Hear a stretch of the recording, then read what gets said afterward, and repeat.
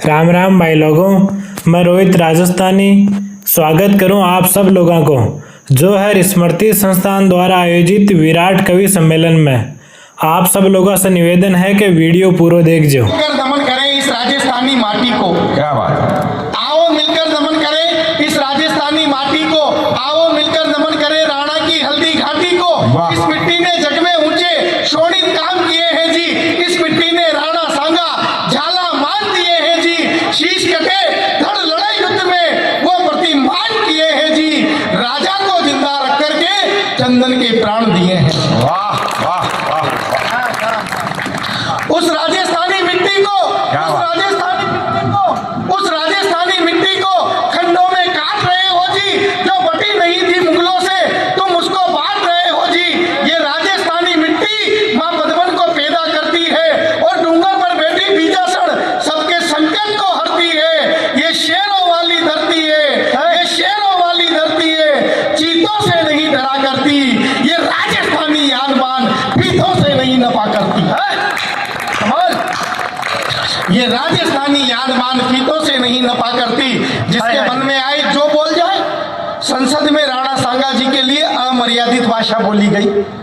तमाम सांसद लोग देखते रहे, मुझे पता नहीं क्यों देखते रहे, लेकिन जिस मंच पर भाई साहब अशोक जी, चारण, लोकेश जी, महाकाली, नवीन जी हो, तब हमारी जिम्मेदारी बनती है कि मैं तब तो बोलूं जब मैंने जन्म ही राजस्थान में लिया हो। वाह, कमाल कमाल, अद्भुत।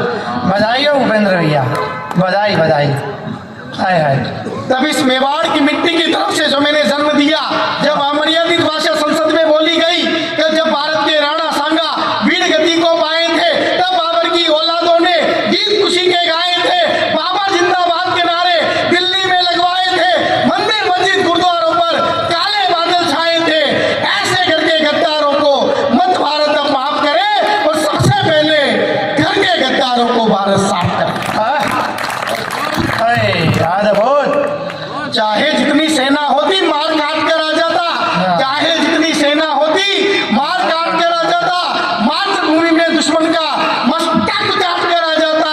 और शाही राजघराना यदि मुगलों के चरण नहीं धोता तो चेतक सवार महाराणा अकबर का शीश काट कर आ जाता। कमाल। पूरी दुनिया का नायक वो चेतक का असवारी था। शीश कटे धड़ लड़े युद्ध में ये फरमान भी जारी था।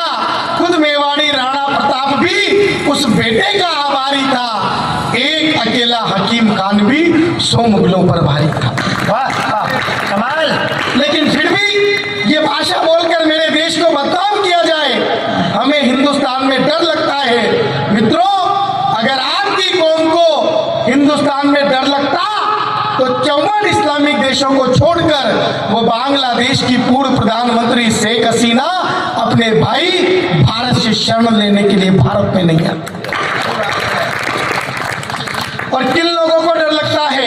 या तो मित्रों एक भी व्यक्ति ताली मत बजाना, वरना ऑन रिकॉर्ड बोल रहा हूं और उस मेवाड़ में बोल रहा हूं जहां उदयपुर में कन्हैया लाल साहू की गर्दन इसलिए काट दी गई तो उसने अपने मोबाइल में डीपी पर भारत माता की फोटो लगा रखी थी। किन लोगों को डर लगता है?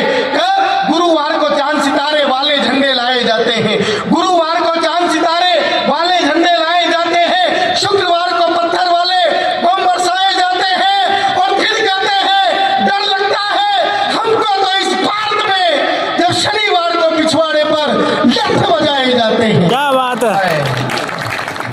हमने तुमको अपना माना रहने को गरबार दिया, लाल चौक से लाल किले तक जाने का अधिकार दिया, राजगीर पर तुम चुप बैठे फिर भी तुमको प्यार दिया, पर बदले में तुमने मेरी भारत मां पर वार किया। हिंदू और मुस्लिम में बोलो तुमने कैसा भेद किया? अरे जिस थाली में खाना खाया उस थाली में छेद किया। ये भारत की धरती है जो इतना भी सजाती है और गद्दारों को जिंदा रखना कायरता कहलाती है। इसीलिए अब गद्दारों को रोज सुधारा जाएगा और संविधान को गाली दी तो शीश उतारा जाएगा। क्या बात है। खरगोन करौली दिल्ली में जब पत्थर फेंके जाते हैं तब मंदिर के शिखर कलश भी प्रतिक्रिया पर आते हैं। क्रिया की प्रतिक्रिया होना माना एक मजबूरी है, पर भारत तेरे टुकड़े होंगे नारे कहाँ जरूरी है। हिंदू मुस्लिम जो भी दोषी तुम दोनों को छाटो जी और दया धर्म की भाषा छोड़ो, सीधे फांसी टांगो जी। जो दंगों के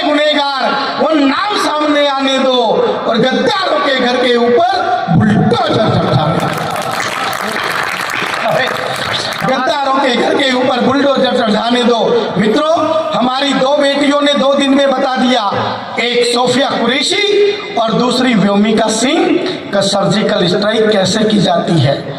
वरना ये वो लोग बेटी के सामने पति को मारा और ये कहा जब उसने कि मुझे भी मार दो, 7 दिन शादी को हुए हैं, पति को तो मार ही दिया। तब उन्होंने कहा जाकर मोदी को बता देना तुझे इसलिए जिंदा छोड़ रहे हैं। मित्रों, उन आतंकवादियों की किस्मत अच्छी थी जो उन्होंने ये बोला जाकर मोदी को बता देना। अगर गलती से ये बोल दिया होता कि जाकर योगी को बता देना, ऑपरेशन तंदूर हो गया होता सिंदूर की जगह ऑपरेशन तंदूर। तब बढ़ना चाहता हूं कि उनकी पूरी तैयारी थी भारत को दहलाने की, केसरिया झंडों के ऊपर रंग हरा पुतवाने की। क्या सोचा था पहलगाम से पूरा देश हिला दोगे, नफरत वाली आंधी में एक पलाट चला दोगे। पर लोगों को पता नहीं था दिल्ली के दरबारों का और खेल अभी तो बचा हुआ था भारत माँ के प्यारों का। प्रणाम करता हूं उस खाकी वर्दी को जिन्होंने 2 दिन के अंदर धूल चटा दी।